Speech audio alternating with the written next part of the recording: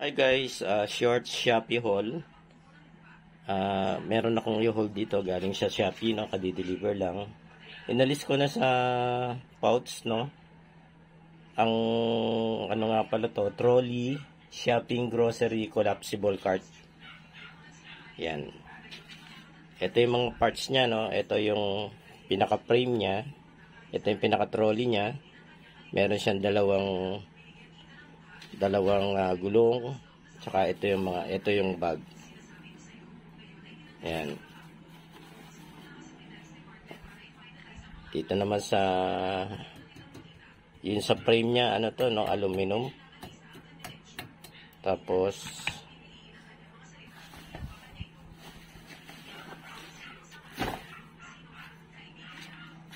yung holder niya plastic. Yan, tapos etong bag niya, merong ano dito, meron siyang parang pocket, no? May pocket siya dito, may zipper pa. Tapos ito naman, ito parang ano lang to, parang padding lang, no? Pantakip na ganun. Yan, merong ano yan, no? Maluwag-luwag yung loob niya. Meron pa yung ano, no? Sa loob. Parang lawanit, no? Lawanit board na maliit. Pang ilalim dito, pang support sa ilalim.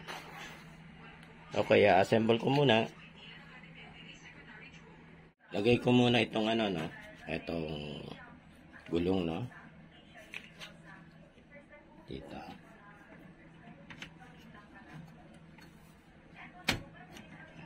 Dapat tumunog na ganun, no? Para ibig sabihin nakaano na siya. Ito naman sa kabila. Ayan. Okay. Ibababa ko na siya. I-assembling ko na.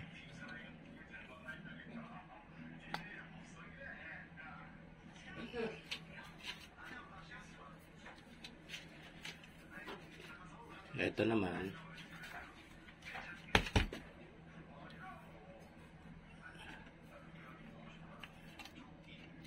Ito, iaangat lang to. Bababa. Yan. Yan, baba natin.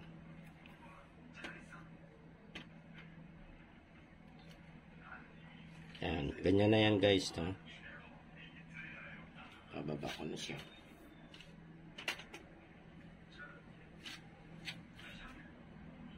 Okay. Bubugin ko na, no? Ito, ilulusot ko rito. Yan. Tapos, ito hindi na siya kikilos, no?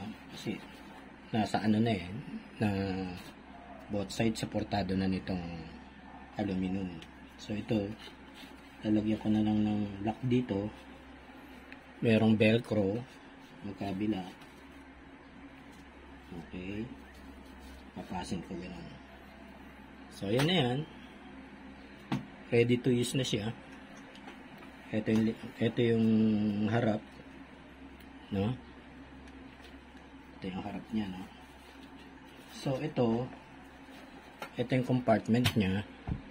Lagyan nyo na lang ng ano, ng plastic, malaking plastic sa loob para hindi dumikit dito sa tela yung pinamili. Minsan kasi parang pag may ano siya, merong wet, pag umano dito sa tela, siyempre ano to, malalansahan etong bag. So maglalagay kayo ng plastic dito, yung maganda yata yun sa ano, no, sa basura. Yan, lalagay nyo rito. Doon kayo maglalagay sa plastic ng yun yung pinamili. Tapos ito naman, pantakip lang naman dyan, ano. Pantakip lang yan. Okay, ayos na. Susubukan ko na kay Mrs. to pag lumabas siya. Mas madali na to, no? Kaysa binubuhat niya yung ano, yung pinamili niya. Dito naman, ito trolley niya lang. Yan. Tapos kung medyo may binibili pa siyang iba, yan na, itatayo niya lang na ganyan. Yan. Okay na siya. Habang namimili siya, tayo niya lang doon malapit sa kanya. Ayan. So, ang halaga nito is $285. Meron kayong Shopee account. I-access nyo lang yung Shopee account nyo. Then, dun sa search box, i-type nyo lang yung trolley, no? Yung trolley, ilalabas na sa inyo yung mga seller. Mamimili na lang kayo kung ano yung mas mura. Pero titingnan nyo rin yung ano, yung review. Yung review ng product.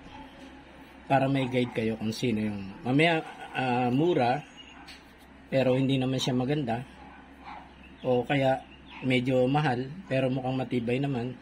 So nasa inyo yung choice sa preference mo. Okay, good product. Ano yan, magiging useful yan sa pamamalengke. Pwede rin yan sa shopping, no? Windows, pag magsa-shopping kami sa malls, pwede rin yan.